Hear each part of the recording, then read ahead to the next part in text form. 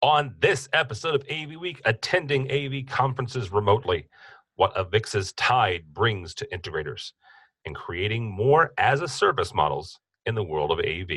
All that and more, next on AV Week. The network for the AV industry. What are you listening to? This is AV. This is AVNation. This is AVNation.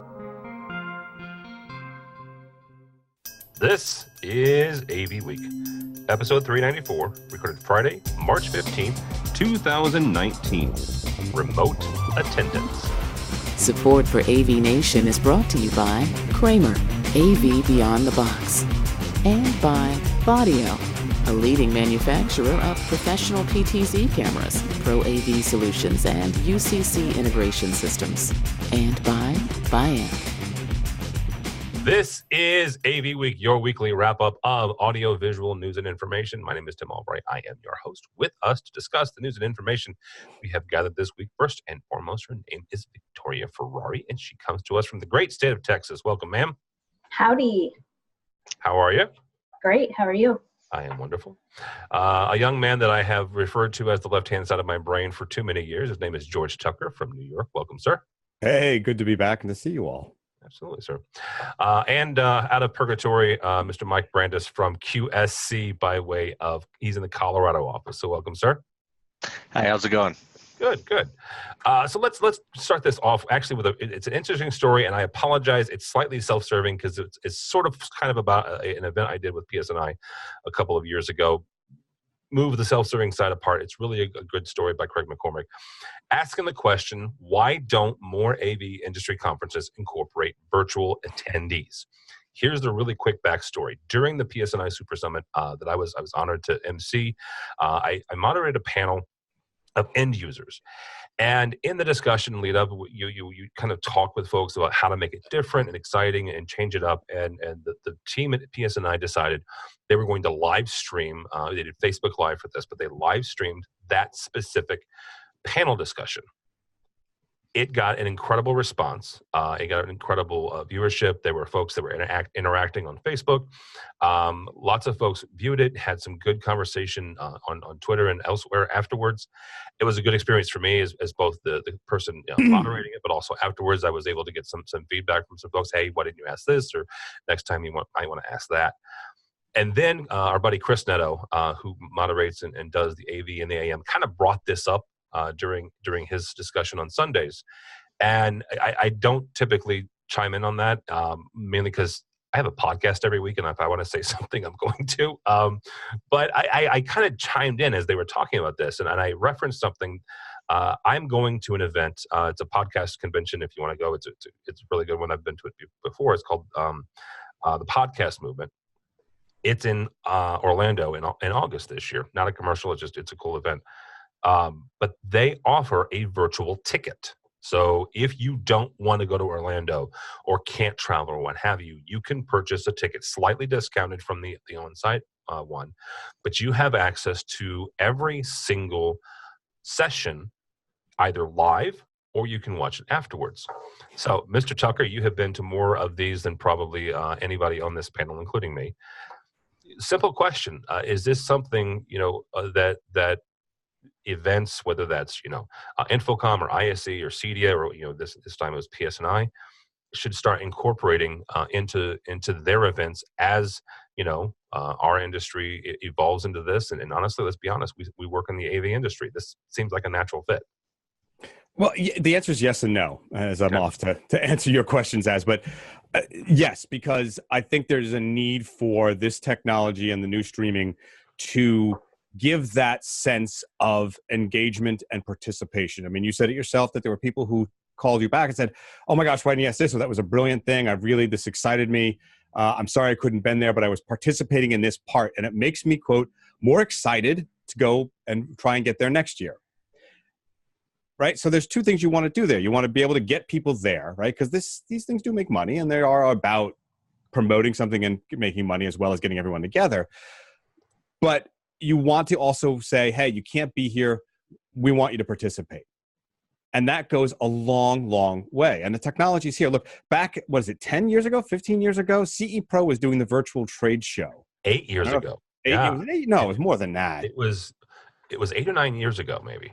Okay, maybe I think it was more than that, but okay, because I remember being back in the staging company before I joined a manufacturer that we saw some, but it was clunky, and you would go into these graphical sort of AOL-ish looking early video game kind of houses, but you did get to communicate with people, and you could get information, and I was like, what is new? Good, tell me about this part of it. Great, what about this? Hey, let's have a phone call. I couldn't go to the event, but I could do it virtually. And it actually did help get me to the point where I could say to my boss, hey, I've been talking with these people. I really want to go to InfoComm and see the thing in action. Right? They're not coming here, or it's going to take too long for them to bring it to the office. So let's go. And the bosses agreed.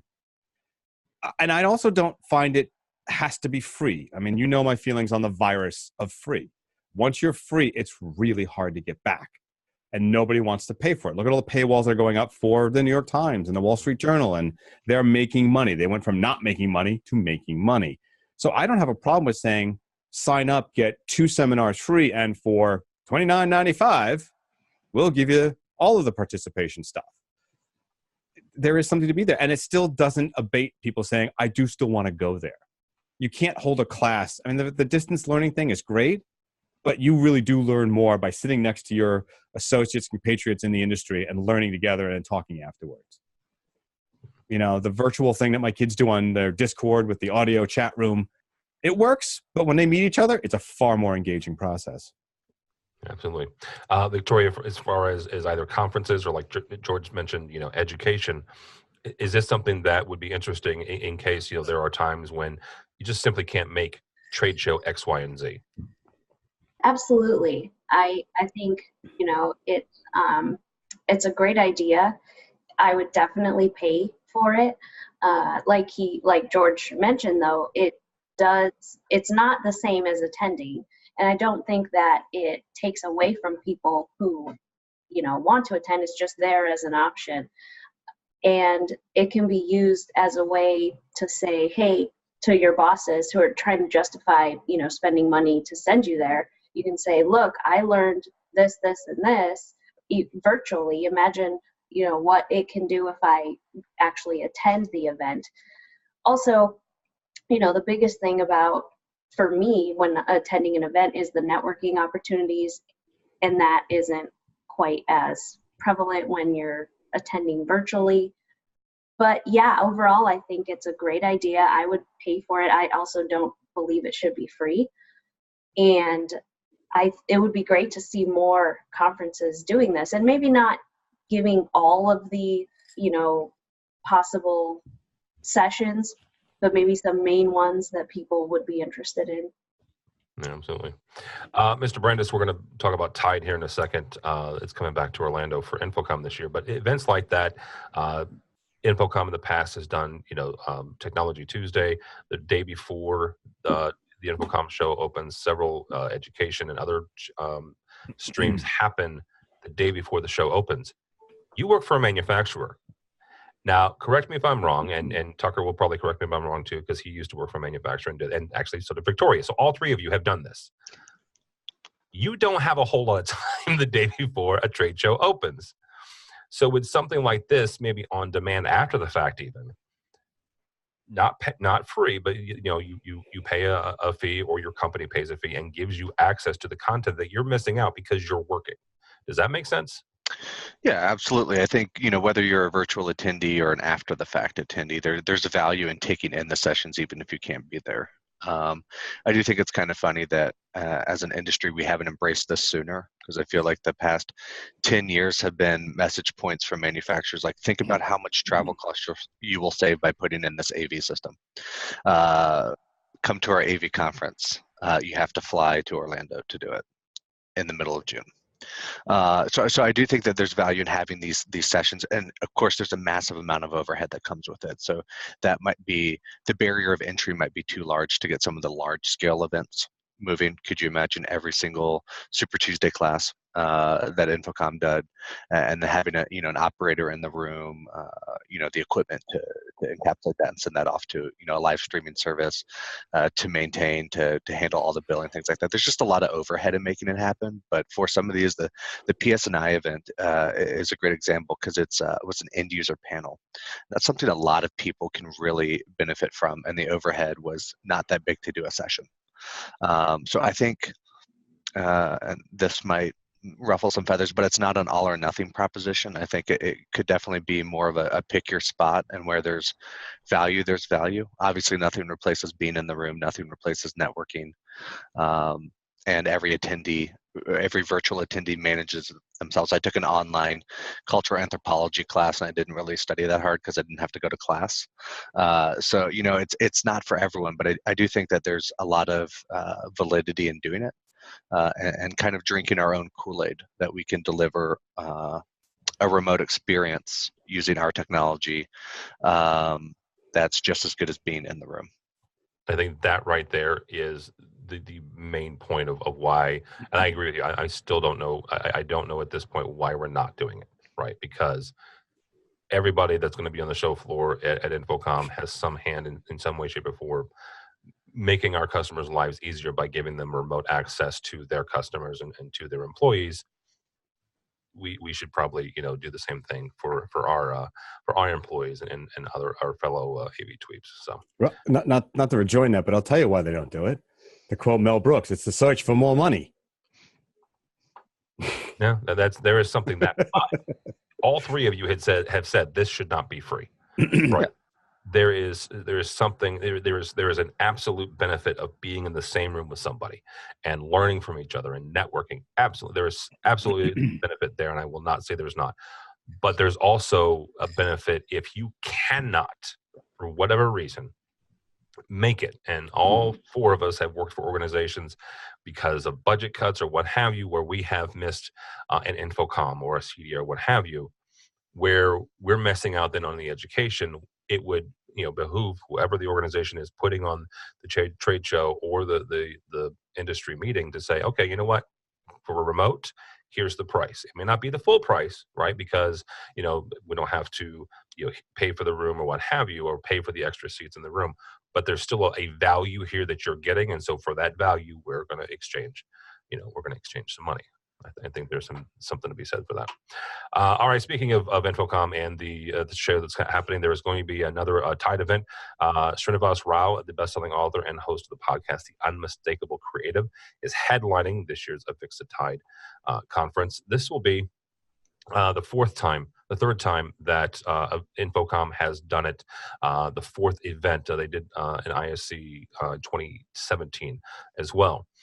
Victoria, AVIXA and Infocom have kind of marketed this as not just for integrators, but also for creatives and for folks that they're trying to get, broaden the tent, to use a political term, and to get more folks into the industry and get them excited about the industry. Also for end users, to get their brains thinking about ways that audiovisual can make their experiences better.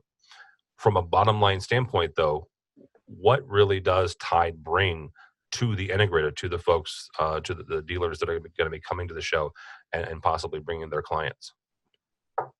Well, I think anytime an integrator can be at the same place with a bunch of end users at the same time, that's valuable. And it's up to them to engage them and have conversations and then get their contact info and follow up with them. That's really the value I see. I thought I had read some statistics that the TIDE conference did bring in more end users to the show. I know there were more end users than ever last year, just at Infocom. And so I think there's some value there and you can also invite your clients. It's more than just, oh, come to this trade show with me and I'm going to drag you around to every booth and then we're going to go out and party in Vegas. But now here's something more valuable, and you can bring a more diverse type of client. Now, I can get more people in another department or something, because now companies, it's not just CIOs and IT managers and IT directors that are making decisions. Different departments are getting budgets. And so it's definitely could allow an integrator to get more in depth with their clients and give them something to invite them to, which just builds your relationship with them better. So that's where I see the value. But I'm not very familiar with the TIDE conference. I didn't follow up really on it. I didn't look at the content that they were presenting there. I just heard it was really good.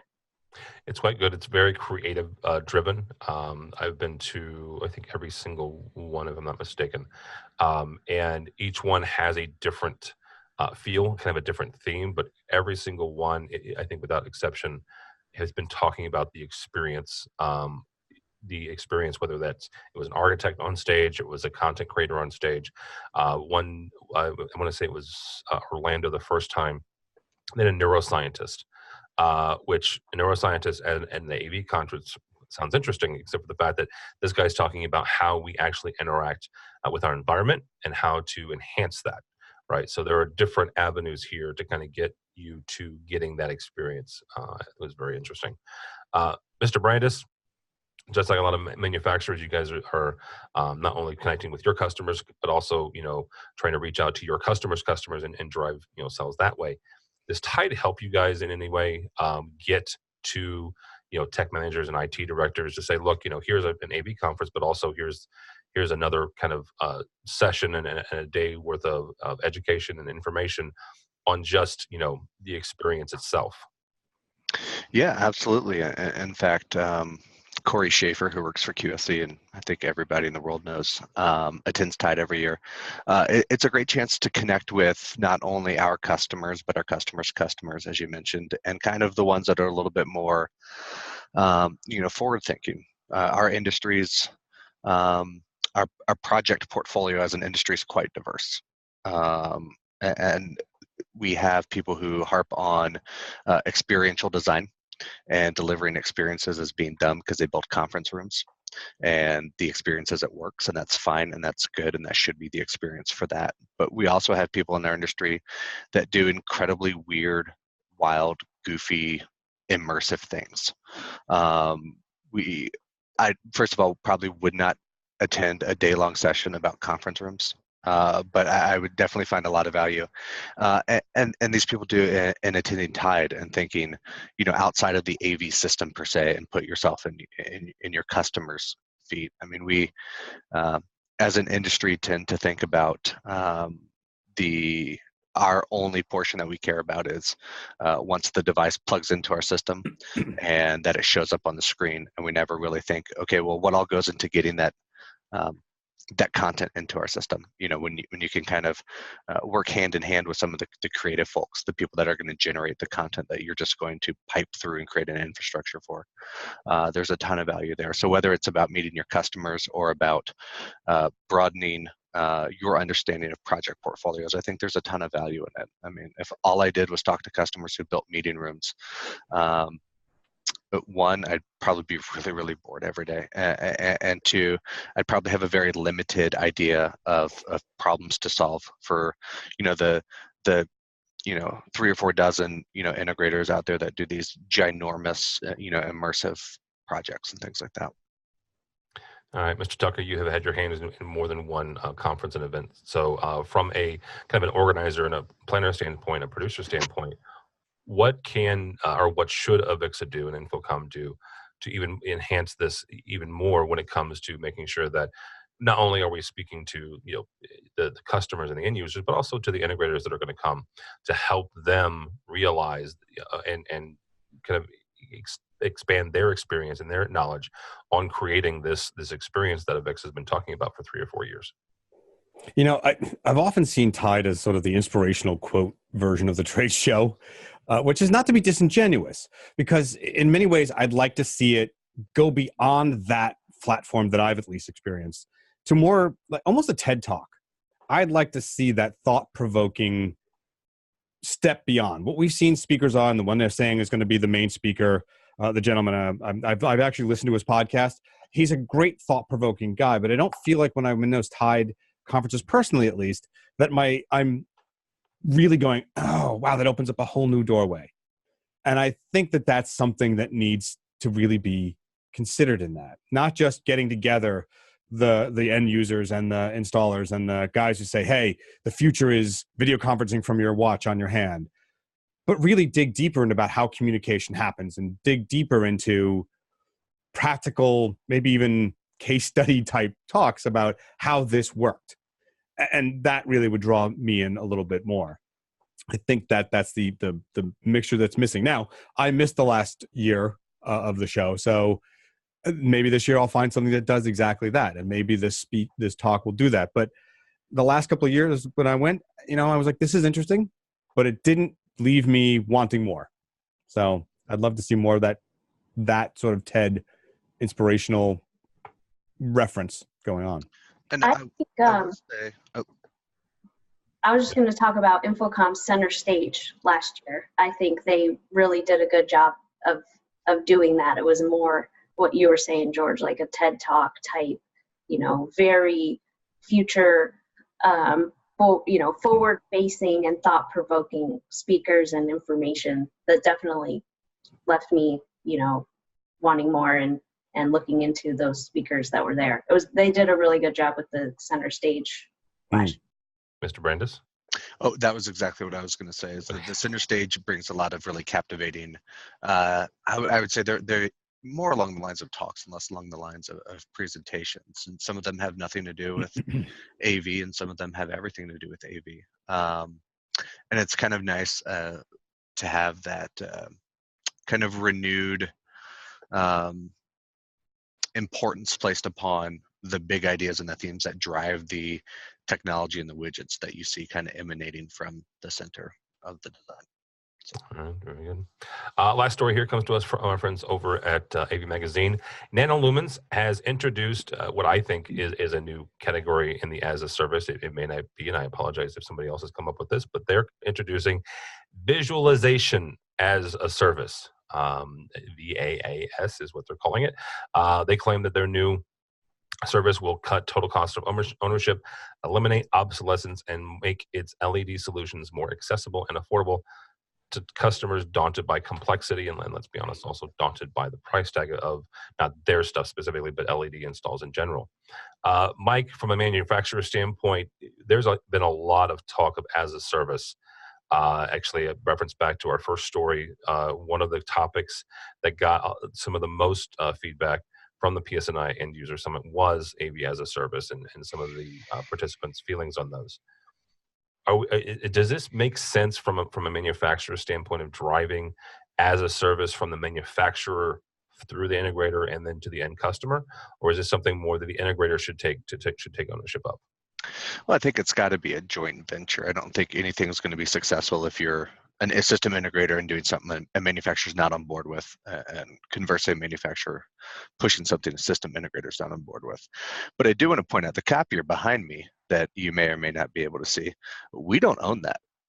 We don't own the ink that goes into that. All that stuff's a service that we buy monthly. Our company does Uber when we travel. We don't own those cars. We don't rent cars. We get around that way. So I think the more and more we can get into things as a service, which is a broad definition, a very, very broad definition, which I think creates a lot of the consternation and the pain when people have very, very firm opinions about not wanting to do things as a service. But I mean, things that are being delivered now as a service are things that we used to pay incredibly high price tags for. We're sitting on a Zoom call. We're not buying codecs and an MCU bridge and things like that, or renting them. So there's a lot of benefits to delivering things as a service. And I'm gonna, as a service, I forgot I'm on video, I can actually do air quotes. And I think what it comes down to is doing it the right way. I think there are people that want to jump at the bit and do it just to do it. And I think that there are people that don't ever want to do it. And I think that the logical middle ground is to wait and find out the right way to impact the correct number and the correct, solve the right problems. is AV as a service for a line array that'll last 10 years and doesn't cost that much to begin with. The right way to do it? Is it swapping out displays that die after 2.5 years in meeting rooms? I mean, there's a lot of problems in our industry that you mentioned, that you hit on, obsolescence, price tag, initial capital outlay. There's a lot of problems to be solved. I think that the worst thing we can do right now is solve them incorrectly. That could really stunt the potential adoption down the road. So I know there's a ton of integrators who want to deliver and already do deliver rooms, fleet of AV equipment, et cetera, on a reoccurring revenue basis that allows customers to transition from CapEx to OpEx, which is a huge benefit. And then with that, you get not only service, but upgrades as well. And I think that's really a good starting point to do that. I think obviously the more and more close that manufacturers can be to integrators in the process, the better, as eventually it becomes more and more widely used in the industry. But I don't think we'll ever be an industry of Konica, Minolta printers where we don't have any direct sales and it's all leased. So I think there's definitely a balance to be struck, but I think if we don't get going on solving the problems, however we choose to solve them and whatever we call them, we're going to be a lot less relevant to people that are the budget holders in a few years. I mean, an entire network infrastructure can be rented monthly from, a company like Cisco. Why can't a projector? Mr. Tucker, about a year ago, I was introduced to the Ricoh model of AV as a service. Ricoh is a manufacturer. They're doing the copier model where they're going to directly to consumers, and they're partnering with integrators, but that's their model. What is the danger here for integrators of leading with this, or maybe putting all their eggs in one basket, all their eggs in the AV as a service? Like, as Mike said, there will be some customers who simply want to own it, and they don't want the as a service model. So what's the balance there of, making sure that you have it if they want to move to OpEx, but making sure that you also can do a sale if they want to do CapEx? Well, I mean, you can't, as Mike said, it's not all your eggs in one basket. I think more and more companies are going to go to this. I mean, look, first of all, we have the IT departments taking over most of corporate. And in some ways, some of the residential stuff is IT centric, right? They all say if you don't have the backbone of IT, you got nothing, because it's just going to fail right there. There's more profit, I think, in this as a leasing system than buying. Now, again, the CapEx versus OpEx is where the problem happens. What can I take off my taxes? Where can I, take off my returns? Where can I do this so that it works out that I'm making money back on this expenditure that I'm putting out? The advantage, of course, with this as a service or leasing, I love this article. It was the most dramatic reading I've ever done of someone describing a leasing program that I've ever read. It was brilliant. It was brilliant. I loved it. It was stunning. Guy, great work. But as a homeowner or as somebody in a company, why would I want to wait and say that I have this 4K monitor and surround sound system that in 5-10 years I want it to be upgraded? If I'm paying X amount a month and you come every time I say there's a problem and you fix it, and I didn't spend it out, and you're going to change it out on me, I know I'm going to spend a little bit more in the end, but it also means that I don't have to bother with it. And it also means that companies don't have to bother further with an in-house AV person. It's a one-time come in, install, it checks out. If it fails, we'll be back. Other than that, the IT department says, good, we've got communication, it works. And we can replace it when the COO or CEO says, why is it only 4K? I saw an 8K at my mansion. And someone's, it's so much easier. Yeah, and we get into it's a similar social debate, I think. Really, it's what it comes down to. Do I want to own my music or do I want to stream it? In many ways, I still own it online. There's a potential someone could really foobar me, but in the end, I have it on where I want it, and I don't have to bother with getting a physical media or having a player in the house. I just do it on a system that I know can reproduce it the way I want it. So yeah, I don't think there's really just offering the services, and that's, look, what are we? We're a service economy. Yeah, I agree with George, what you were saying, that this article is, it's so exciting. It's leasing, because what I was thinking was, yes, this is a great way for nanolumens to get more of their technology out in the marketplace, because it is a huge capital expenditure for a large LED, direct view LED display. But what about when, some pixels go out? Are they monitoring that on the network? I mean, what's the SLA? You still have to, take that panel out, and the customer has to physically call the integrator or call nanolumens and say, hey, I got LEDs out. I need you to come out and replace it. And so it's not a true AV as a service as IT companies are doing it, or like your cable provider, for example, or the printer example that Mike gave. In order to really be successful and truly do AV as a service, it's more than just a lease. And that more than part is the most important part. And it requires integrators to have, SLAs in place, to have a NOC, to have data centers, to truly be monitoring and managing this environment, and looking at, how can they fix an issue when something comes up, and trying to do that remotely as many times as they can to avoid truck rolls. And the technology is out there to do that. Companies like Utelogy, for example, where everything is IoT, everything's on the network. And that part of it, so we can get past the part of CapEx versus OpEx. We can offer OpEx solutions to our client. Pretty much any integrator can do that and get backing from a bank. But the hard part is the true as a service piece, where it's defined for the client. They don't have to think about it. They get the upgrades, and in 3 to 5 years they get all new equipment without, it's just they go into a room and it works. And if there is an issue, we're alerted. We know before they do. That's the difference in a true as a service model, I think. All right, very good. That'll be a good place to stop. Thank you all so much. Ms. Victoria Ferrari, thank you. You're welcome. Thanks. You can check out my company at netrixllc.com, and you can find me on Twitter, Victoria0429. All right, very good. Mr. Brandis, it was good to have you back, sir. Good to see your face. So thanks for joining us. Thank you. It's nice to return from AVNation exile. Purgatory, not exile. Tomato, potato. You can find my company, qsc.com/systems, and find me on Twitter, Mike Brandis AV. All right, very good. But he might mute you. He might. It's a 100% chance I will. Yeah. And Mr. Tucker, thank you, sir, as always. No, great to be on. Great to be back. If you want to hear more of my ramblings, I'm at Tucker2s on Twitter.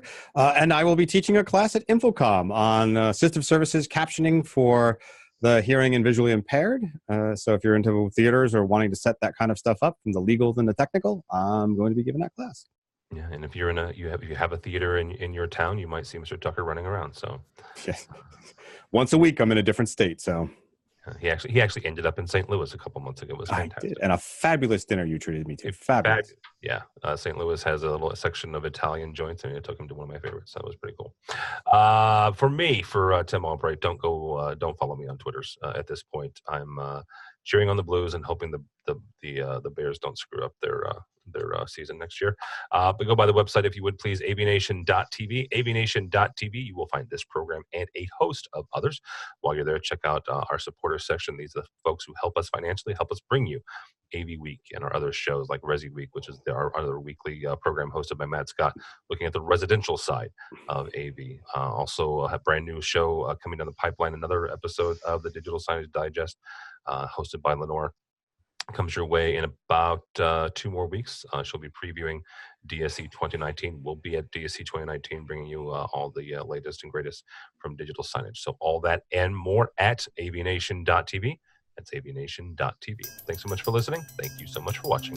That's all the time we have for AV Week.